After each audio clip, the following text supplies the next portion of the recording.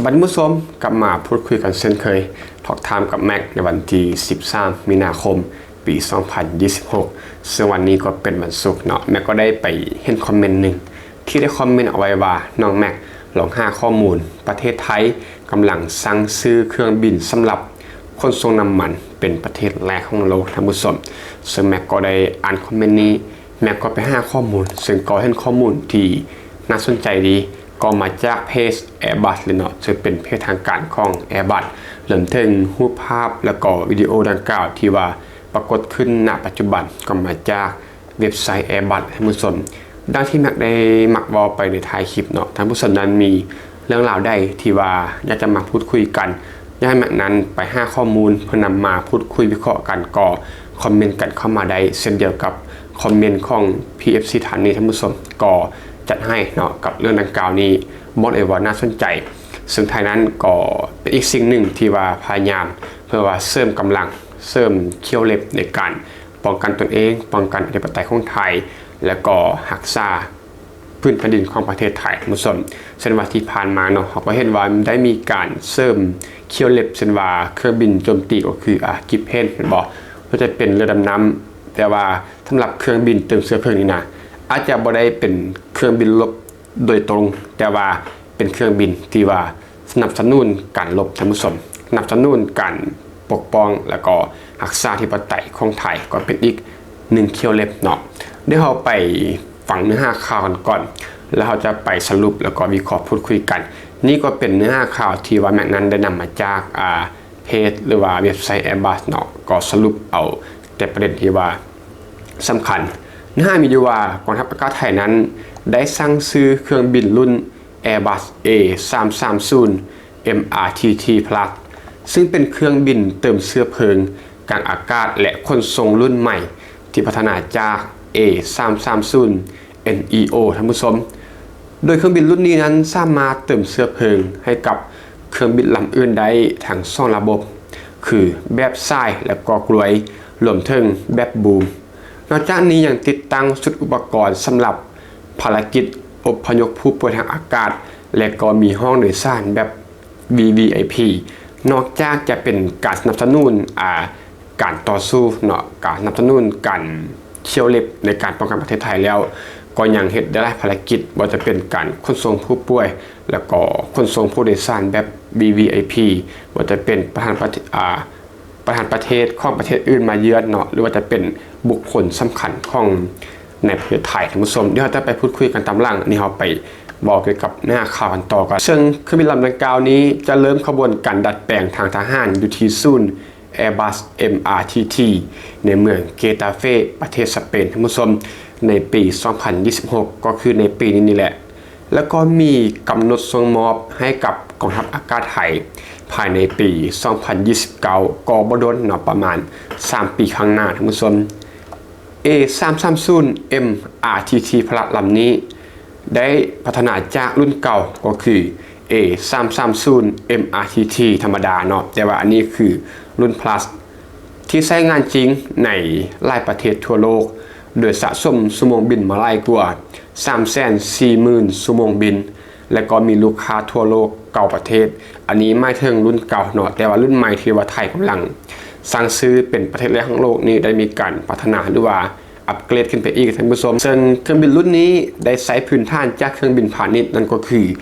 A330-800 หรือว่า Airbus 330-800 ท่านผู้ชมและติดตั้งเครื่องยนต์ Rolls-Royce 7,000 พร้อมการออกแบบปีกแล้วก็อากาศพลศาสตร์แบบใหม่เห็นให้การประหยัดเชื้อเพลิงได้หลายสุดถึง 8% และก็ลดเสี่ยงรบกวนสำหรับการประหยัดพลังงานเชื้อเพลิง 8% นี้เป็นตัวเลขที่ค่อนข้างสูงยกตัวอย่างคือ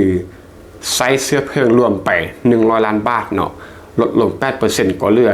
92ล้านบาท 8% ก็คือ8ล้านบาทก็เป็น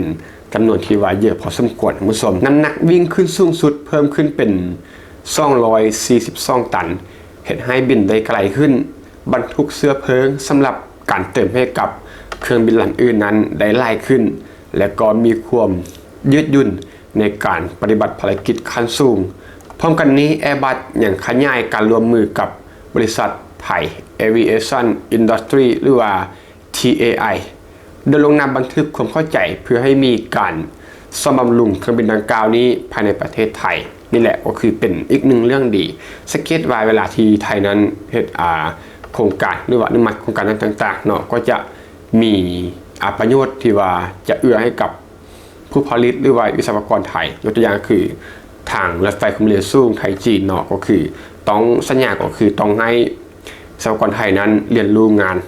วิศวกรไทยนั้นลงมือทำเป็นบ่แล้วก็ถ่ายทอดความรู้อันนี้แหละรวมถึงเครื่องบินลำดังกล่าวเนาะ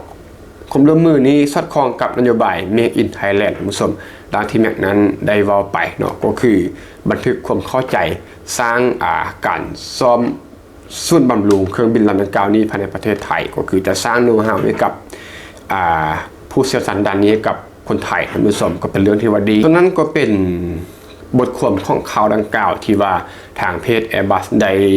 โพสต์ลงเนาะทางเว็บไซต์ Airbus ได้เขียนลงแล้วก็ได้คัดเอาแต่ประเด็นที่ว่าตรงประเด็นแล้วก็ประเด็นที่มันสำคัญก็เป็นประมาณนั้นเดี๋ยวมาวิเคราะห์แต่ละประเด็นที่ว่าสำคัญมันเป็นหัวข้อย่อยหนึ่งเลยก็คือไทยนั้นจะได้คิดความสามารถเติมเชื้อเพลิงกลางอากาศว่าจะเป็นการให้เครื่องบินรบของไทยนั้นบินได้ไกลขึ้นมันบ่จะบ่ต้องลงมาจอดเพื่อเติมน้ำมันขึ้นลงเนาะก็คือเติมกลางอากาศไปเลยให้บินในภารกิจได้ไกลขึ้นเพิ่มจาก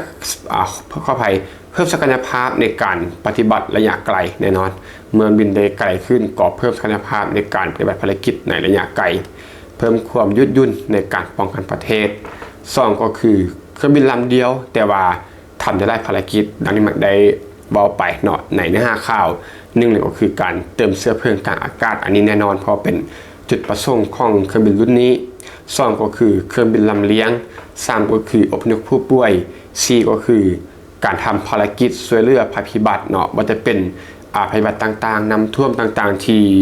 เคยเกิดมาเนาะที่ว่าเขาบ่พึงประสงค์และ5ก็คือรองรับผู้โดยสารระดับ VVIP เนาะว่าจะเป็นแขกระดับประเทศผ่านประเทศเจ้าประเทศอื่นหรือว่าจะเป็นผู้นำสูงสุดในไทยต่างๆเนาะผู้ที่บุคคลสำคัญและท่านผู้ชมระดับ VVIP 3ก็คือเป็นเทคโนโลยีรุ่นใหม่กว่าเดิมคือที่เขาได้ว่าไปพัฒนาจากรุ่นก่อนหน้านี้เห็นให้ประหยัดเชื้อเพลิงได้สูงสุดถึง 8% ก็เป็นจำนวนที่ว่าเยอะพอสมควรเลยแหละบินได้ไกลขึ้นแล้วก็บรรทุกได้หลายขึ้น 4ก็คือตลาดโลกยอมรับสูงสำหรับเครื่องบินรุ่นนี้เนาะของตลาดเครื่องบินเติมเชื้อเพลิงนอกสหรัฐกว่า 90% ที่ทึกใช้โดยกองทัพของประเทศชั้นนำหลายประเทศ5ก็คือไทยนั้นได้พัฒนาอุตสาหกรรมการบินในประเทศดังที่เนื้อข่าวได้บอกไปเนาะการซ่อมบำรุงในประเทศไทยผ่านบริษัท TAI ถ่ายทอดเทคโนโลยีและก็องค์ความรู้ให้กับวิศวกรไทยเพิ่มศักยภาพของอุตสาหกรรมการบินไทย6ก็คือเสริมบทบาทของไทยในภารกิจมนุษยธรรมเนาะให้การช่วยเหลือภัยพิบัติในภูมิภาครองรับการอพยพผู้ป่วยหรือว่าผู้พบประสบภัยสำหรับเครื่องบินลำดังกล่าวนี้ก่อเหตุได้หลายภารกิจและ7ก็คือส่งผลต่อยุทธศาสตร์ของกองทัพอากาศไทย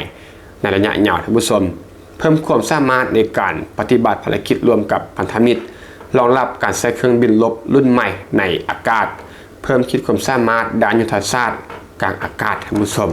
ก็ประมาณนี้ก็แล้วกันสำหรับเรื่องราวของเราใน EP นี้เนื้อหาก็มาจาก Airbus เนาะ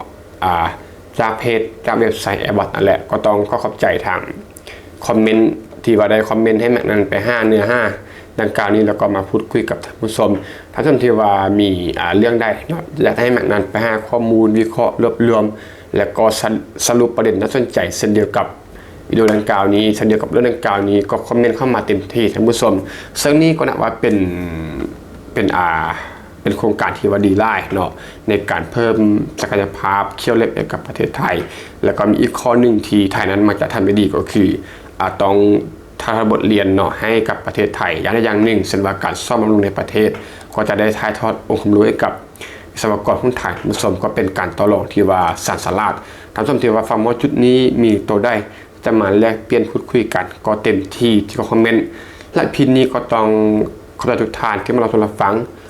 พบกันใหม่ในพีต่อไปขอบใจ